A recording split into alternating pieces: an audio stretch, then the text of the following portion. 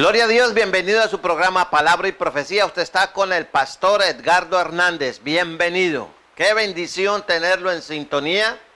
Agradecemos los reportes de sintonía en YouTube, en Twitter, en Facebook. Agradecemos las llamadas y los comentarios personales que nos hacen las personas en la calle. Qué bendición. La mayoría son personas que no asisten a ninguna iglesia, pero que ven el programa y les agrada. Me encontré con un hombre que no es cristiano y me dijo: pastor, siga predicando ese mensaje que Dios le ha puesto en su corazón. No tenga temor de predicar el evangelio.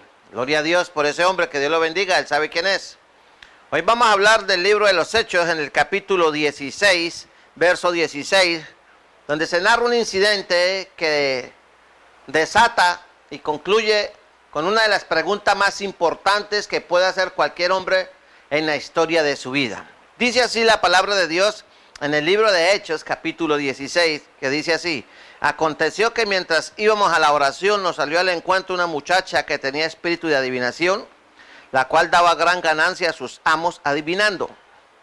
Esta, siguiendo a Pablo y a nosotros, daba voces diciendo: estos hombres son siervos del Dios Altísimo, quienes os anuncian el camino de salvación. Y esto lo hacía por muchos días. Mas desagradando a Pablo, este se volvió y dijo al espíritu inmundo: el inmundo es mío, te mando en el nombre de Jesucristo que salgas de ella. Y salió en aquella misma hora. Pero viendo sus amos que había salido la esperanza de su ganancia, prendieron a Pablo y a Silas, y los trajeron al foro ante las autoridades. Y presentándolos a los magistrados, dijeron: estos hombres, siendo judíos, alborotan nuestra ciudad y enseñan costumbres que no es lícito recibir ni hacer, pues somos romanos. Y se agolpó el pueblo contra ellos, y los magistrados, rasgándoles las ropas, ordenaron azotarles con varas. Después de haberles azotado mucho, los echaron en la cárcel, mandando al carcelero que los guardase con seguridad. El cual recibió este mandato, los metió en el calabozo de más adentro y les aseguró los pies en el cepo. Pero a medianoche, orando Pablo y Silas, cantaban himnos a Dios, y los presos los oían. Entonces sobrevino de repente un gran terremoto, de tal manera que los cimientos de la cárcel se sacudían, y al instante se abrieron todas las puertas y las cadenas de todos se soltaron. Despertando el carcelero y viendo abiertas las puertas de la cárcel, sacó la espada y se iba a matar, pensando que los presos habían huido. Mas clamó Pablo a gran voz diciendo: no te hagas ningún mal, pues todos estamos aquí. Él entonces, pidiendo luz, se precipitó adentro y temblando se postró a los pies de Pablo y de Silas. Y sacándole les dijo: señores, y esta es la pregunta más importante que ha hecho un hombre sobre la faz de la tierra, después de que vino Cristo y murió y resucitó para darle salvación a la humanidad, a todo aquel que quiera recibir en él, creer en él. Dice: ¿qué debo hacer? Esta es la pregunta más importante de todos los tiempos. ¿Qué debo hacer para ser salvo? Y ellos le dijeron: cree en el Señor Jesucristo y serás salvo tú y tu casa. Con este contexto, quiero comenzar este tema. ¿Por qué esta pregunta es la más importante de todos los interrogantes que puede plantearse un ser humano? Porque esta pregunta tiene consecuencias eternas. Porque el hombre, aunque tenga religión, aunque tenga una fe, una tradición, que todo eso es muy importante, y eso influye mucho en la sociedad. No hay sociedad que no haya sido influida por la religión, no hay sociedad que no haya sido influida por algún tipo de fe. Todo eso está bien, pero eso no es suficiente para que el corazón de un hombre pecador sea cambiado. Usted ve multitudes de iglesias, diestra y siniestra, de todas las tendencias religiosas o teológicas, si así lo quiere. Pero usted ve la sociedad desmoronándose, la familia en un caos, una violencia rampante, una corrupción en todos los niveles de la sociedad. Y uno se pregunta: ¿cuál es el papel que está desempeñando la iglesia en estos momentos, o ha venido desempeñando en los últimos 100 años? Por ejemplo, en este país lleno de tanta violencia. ¿Por qué hay tanta violencia? ¿Por qué hay tanta intolerancia? ¿Por qué hay un auge terrible de la droga, de la prostitución, del tráfico de personas, de la corrupción política? ¿Por qué hay tanta degeneración moral? ¿Qué está pasando? ¿En qué está fallando la religión? La respuesta es sencilla. Ninguna religión, por muy poderosa que sea, es capaz de transformar el corazón del ser humano. Hay gente muy devota, muy religiosa, muy piadosa, pero no cambia su corazón. Y por eso esta pregunta cobra capital importancia, que usted debería pensar seriamente en esa pregunta y hacérsela y buscar la respuesta a la luz de las Escrituras. Esa pregunta debe hacerla toda persona que no sepa qué es el nuevo nacimiento, que no haya tenido un encuentro personal con Cristo.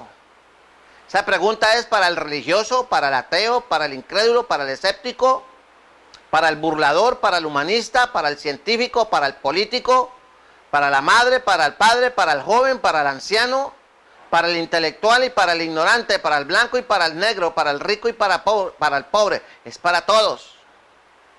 En el libro de Isaías, capítulo 64, verso 6, dice la Escritura: si bien todos nosotros somos como suciedad, y todas nuestras justicias como trapo de inmundicia. Esta es la visión de Dios acerca de lo que el hombre saca a pecho, sus obras filantrópicas. Dice, y caímos todos nosotros como la hoja, y nuestras maldades nos llevaron como viento. Esa es la visión de un Dios que es justo, y Él sabe que todos somos como suciedad. Un hogar necesita mantenimiento en la parte eléctrica, en la parte de la cocina, la salubridad, los baños, y todos los días hay que hacer aseo, porque si no el polvo se va acumulando sobre los muebles y objetos de la casa, y cuando usted se da cuenta está lleno de suciedad. Y el Señor nos hace ver y entender que nosotros somos como suciedad, y que toda nuestra justicia, o sea, todo lo mejor que puede hacer el hombre debajo del sol, dar dinero para obras filantrópicas, ayudar al prójimo, ser una persona bien querida, respetada, apreciada por la sociedad. Dice que como trapo de inmundicia son nuestras justicias. Y el trapo de inmundicia es, en el tiempo bíblico, en el contexto histórico del libro de Isaías, trapo de inmundicia eran los trapos que usaban las mujeres para ponerse en los tiempos de la costumbre de ellas. No había las toallas que hoy en día se conocen, que son muy favorables para la salud de las damas. En ese tiempo eran trapos y tenían que lavarlos. Y el Señor los considera como trapos de inmundicia. Y a ese nivel, para tocar nuestro orgullo, para bajarnos de la nube de que yo soy bueno, yo no robo, yo no mato, yo no le hago mal a nadie, el Señor quiere que nosotros entendamos que si no nos humillamos y sacamos pecho, Dios, tú tienes que bendecirme, yo tengo derecho de ir al cielo porque yo soy un hombre bueno. La Escritura dice, por cuanto todos pecaron y están destituidos de la gloria de Dios, no hay justo ni aun uno, no hay justo ni aun uno. Y Isaías 64 nos acaba de vapulear. Ahora, si yo confío en mi corazón y digo, no, yo no soy tan malo, el Señor tiene una respuesta para que dice, yo no soy tan malo. Dios no tiene por qué ser severo conmigo. Él sabe, yo creo mucho en Él, yo tengo mucha fe. En Jeremías 17, verso 9 dice, engañoso es el corazón, más que todas las cosas y perverso. ¿Quién lo conocerá? Engañoso, usted mismo no se conoce. Por eso usted ve un hombre, como pasó recientemente en nuestra capital de la República, un hombre que consumió licor, consumió marihuana, consumió cocaína, fue y mató a su esposa delante de sus hijos. Y él no sabe por qué lo hizo. Él dijo, yo no pensé hacer eso, pero algo pasó. Él no se creía tan malo. Y mire, que la gente está disgustada porque el aparato judicial lo dejó libre y asesinó a su esposa. Fuera en un país como Norteamérica, Canadá o Inglaterra, ese hombre queda detenido y con cargos de homicidio en primer grado. Y puede darse por sentado que mínimo cadena perpetua o la ley de la muerte, sí, en ese estado la aprueban o está vigente, pero ese hombre no vuelve a salir. Y aquí mata y come del muerto y enseguida la justicia lo suelta. ¿Por qué? Porque engañoso es el corazón. Porque la justicia del hombre no es la misma justicia de Dios. Por eso, por tener una condición perdida, es que el hombre actúa como actúa, piensa como piensa y se siente como se siente. En el libro de Eclesiastés, escrito por Salomón, en el capítulo 7, en su versículo 20, dice: ciertamente no hay hombre justo en la tierra. Ciertamente, o yo les aseguro, no hay un hombre justo, un solo hombre justo en la tierra, que haga el bien y nunca peque. Y el Nuevo Testamento dice: por cuanto todos pecaron y están destituidos de la gloria de Dios, todos se desviaron a uno. Y en Génesis dice que el hombre desde su nacimiento, su deseo es hacer el mal, la maldad, la violencia. ¿Por qué? Porque está perdido. ¿Por causa de qué? Del pecado. Y el pecado es, llamémoslo en términos tecnológicos, un virus. Un troyano que se mete y empieza a destruir desde adentro al ser humano. Porque del dentro del corazón salen los pensamientos malos, el adulterio, los homicidios, las mentiras, la lascivia, la concupiscencia, la fornicación. De dentro del corazón, dentro de la cosmovisión de Dios, la mente y el corazón están íntimamente relacionados. Si su corazón es sucio, si su corazón es perverso, su boca y su mente serán sucias y perversas. Y Jesús decía: por su fruto los conoceréis. No todo el que me dice Señor, Señor entrará en el reino de los cielos. Por eso la pregunta: ¿qué debo hacer para ser salvo?, es de capital importancia para usted. Y de un solo tajo, Pablo le da una respuesta: cree en el Señor Jesucristo y serás salvo tú y tu casa. Y este carcelero, según la ley romana, si se volaban los presos, el carcelero pagaba con su vida la fuga de presos. Pablo, consciente de eso y conocedor de la ley romana, le dijo: no te hagas daño, aquí estamos todos. Y este hombre fue, según el relato bíblico, con su antorcha y miró y quedó estupefacto de ver en las celdas todos los presos. Las celdas estaban abiertas, la cárcel estaba abierta, ningún preso. O sea, el poder de Dios tocó el corazón de un carcelero endurecido por tratar con delincuentes de toda pelambre. Y el milagro de Dios tocó el corazón de este hombre, y este hombre creyó, se rindió a Cristo. Es urgente que usted entienda su condición de pecador. Es urgente que usted la entienda y la acepte. Por eso uno no puede decir: yo voy a hacer y me voy y subo y bajo y es que tengo que hacer. Porque Proverbios 27:1 dice: no te jactes del día de mañana, porque no sabes qué dará de sí el día. Usted sabe si amanece, pero usted no sabe si anochece.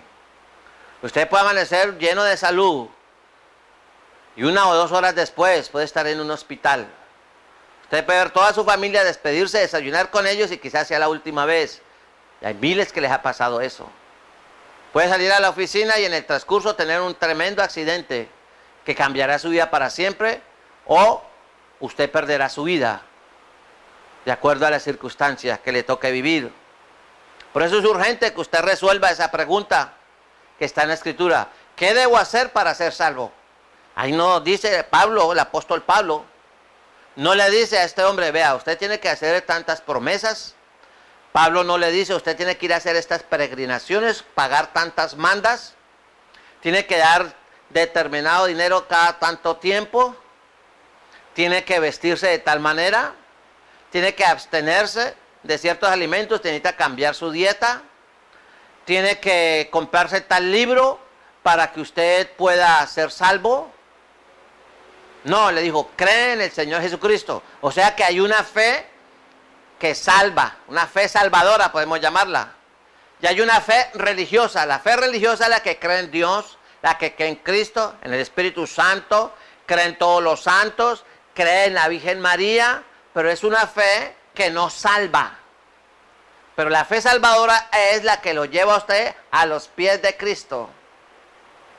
Y la persona que se arrepiente y recibe a Cristo, desea permanecer a los pies de Él y quiere seguirle, quiere servirle. Y él empieza a entender el mensaje de la Escritura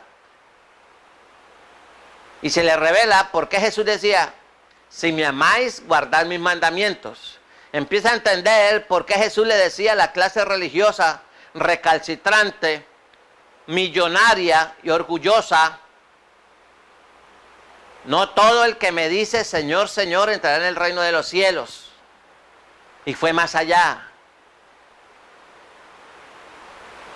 Les decía, este pueblo de labios me honra, mas su corazón está lejos de mí.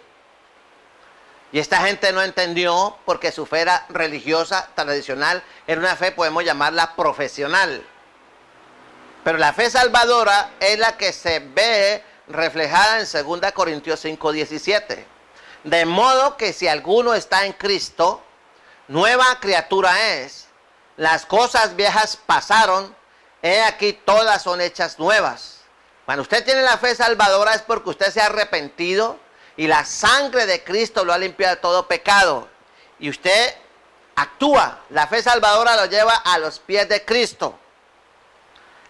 La palabra dice, nadie puede venir a Dios si mi Padre no lo trae.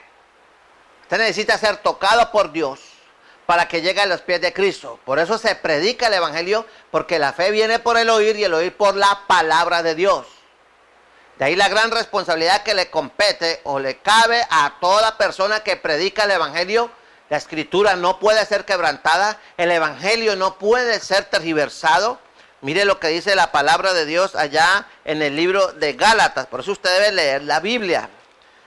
Debe leer la Biblia. En Gálatas capítulo 1 dice en el verso 6, estoy maravillado, lo escribió el apóstol Pablo. Estoy maravillado, estoy asombrado, estoy estupefacto de que tan pronto os hayáis alejado del que os llamó por la gracia de Cristo para seguir un evangelio diferente. En los días de Pablo ya se presentaban infiltraciones de apostasías, de apóstatas, de doctrinas de demonios que tergiversaban el evangelio. Dice, para seguir un evangelio diferente. Y Pablo aclara, no que haya otro evangelio, no hay 2 evangelios, no hay 3 evangelios. No, hay un solo evangelio, el evangelio de Jesucristo. No que haya otros, sino que hay algunos, y está en plural, ese alguno quiere decir muchos, que os perturban y quieren pervertir el evangelio de Cristo. Y hoy estamos en pleno auge de la perversión más grande que generación alguna ha visto debajo del sol desde que Cristo resucitó y se sentó a la diestra de Dios Padre. Nunca antes se había visto tanta tergiversación y prostitución del evangelio, de pseudo predicadores, de gente que se autoproclama como iluminados, como apóstoles. Otros ya son apóstoles, son profetas y son pastores. Quizás el día de mañana saldrán querubines o serafines del Dios Altísimo, según la concupiscencia y su doctrina de demonios. Y Pablo aclara para que usted entienda. Por eso le digo, su iglesia, su religión es muy respetable, pero no lo salva. Si usted persiste en aferrarse neciamente a su sistema religioso, porque papá, porque mamá, porque el abuelo, porque tengo un hermano, un tío, un primo que es cura, que es gurú, que es iluminado, incluso que puede ser un pastor, pero que predica otro evangelio, usted irá a la condenación, porque usted está siguiendo el evangelio de los hombres. Usted tiene que seguir el evangelio de Cristo. Y el apóstol Pablo habla al respecto. Dice, más si aún nosotros o un ángel del cielo os anunciare otro evangelio diferente al que hemos anunciado, sea anatema, o sea, sea maldito, esté en aras de ir al infierno, está bajo maldición, está proscrito por Dios, su nombre será borrado del libro de la vida. Luego Cuando se predica otro evangelio y se deja en suspenso la pregunta más importante, ¿qué debo hacer para ser salvo? Dice, no, sígame a mí, siga mi iglesia, siga mi concilio, siga mi religión. Eso es apostasía, eso es vileza, eso es abominación a Dios. Porque un predicador genuino no dice que lo sigan a él, no dice que sigan su iglesia, no dice que sigan su concilio, no dice que sigan su misión, no dice que sigan sus iluminaciones, dice, siga el camino, la verdad y la vida, se llama Jesucristo. Siga lo que dice la Escritura. Por eso usted tiene que entender que para ser salvo, usted tiene que entrar por esa puerta. Y el único que dijo, debajo de este sol, yo soy la puerta, se llama Jesús. Y usted tiene que pasar por esa puerta, y esa puerta es estrecha. ¿Por qué es estrecha? Porque usted no puede llevar carga, usted no puede llevar nada que lo incomode, tiene que pasar usted solo. Y cuando usted pasa por esa puerta que está a través de la cruz del Calvario y recibe a Cristo y los beneficios de la sangre de Cristo que lo limpia de todo pecado, entonces usted es redimido, luego empieza a ser santificado y usted empieza a ser formado en el carácter de Cristo. Y a medida que usted camine con el Señor y obedezca la palabra, su carácter debe ser parecido al de Cristo Jesús. Y empieza a caminar y a vivir en santidad y obediencia y en la llenura del Espíritu Santo. Entonces usted tendrá resuelta la respuesta de esta pregunta tan importante. ¿Qué debo hacer para ser salvo? Ya sabe, arrepentirse y creer a Jesucristo. Jesús decía, la palabra habla en Apocalipsis capítulo 22, verso 17, dice, el que tiene sed, venga. Y el que quiera, o sea, Dios no lo obliga, el que quiera, tome del agua de la vida gratuitamente. O sea, a usted le cobran la salvación. Usted cada vez que va a una reunión religiosa en su iglesia y tiene que dar, le recogen 3 y 4 ofrendas, 5 ofrendas y bonos. Yo le recomiendo, huya de esa iglesia. Allá es un comerciante. Puede que hable bonito, predique bonito, pero lo está explotando. Si usted quiere ser salvo y resolver la pregunta, ¿qué debo hacer para ser salvo? Usted tiene que actuar. El que tenga sed, venga. Le toca a usted actuar. Dice, y el que quiera, tome del agua. Es como cuando su esposa o nuestras madres hacen el almuerzo o la comida y llaman familia a comer. Ella hizo la comida, la sirvió, pero el que tiene hambre viene a la mesa y come. Y el que no va a la mesa y no come. Y pierde la bendición del alimento y empieza a tener problemas de salud con el paso del tiempo, si tiene la mala costumbre de no comer. Si usted quiere ir al cielo, necesita tener un encuentro personal con Jesucristo. ¿Por qué? Porque el Cristo de la gloria fue enviado por Dios Padre para morir por usted en la cruz del Calvario. En su lugar, en la cruz del Calvario, por usted. Y Jesús llevó la ira de Dios y Dios Padre mató a Cristo.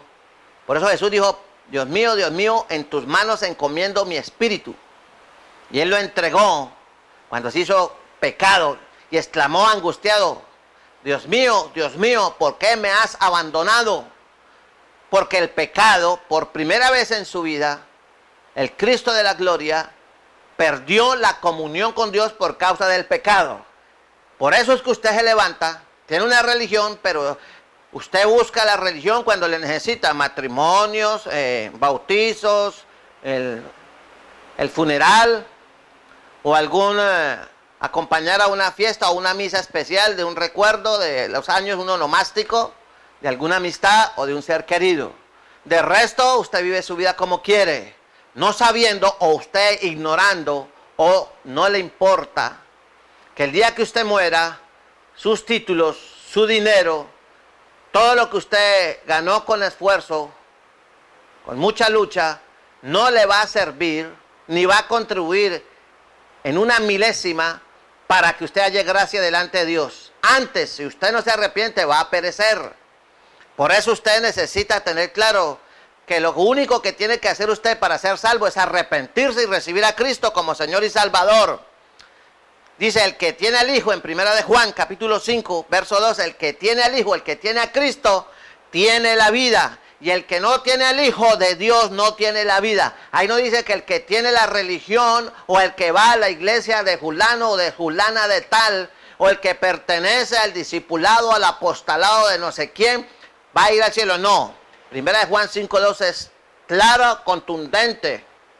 El que tiene al Hijo, el que tiene a Cristo en su corazón, tiene la vida. Y el que no tiene al Hijo de Dios, el que no tiene a Cristo, aunque crea en Dios, no robe, no mate, no le haga mal a nadie, lea la Biblia, tenga su religión, sea buena persona, morirá en sus delitos y sus pecados, porque sus mejores obras, de acuerdo a lo que vimos en Isaías 64:6, son como trapo de inmundicia. Entonces, ¿qué más dice? Y el que no tiene al Hijo de Dios no tiene la vida. Y cuando usted muera, su alma, que es eterna, irá a la condenación. No porque Dios se esté vengando de usted.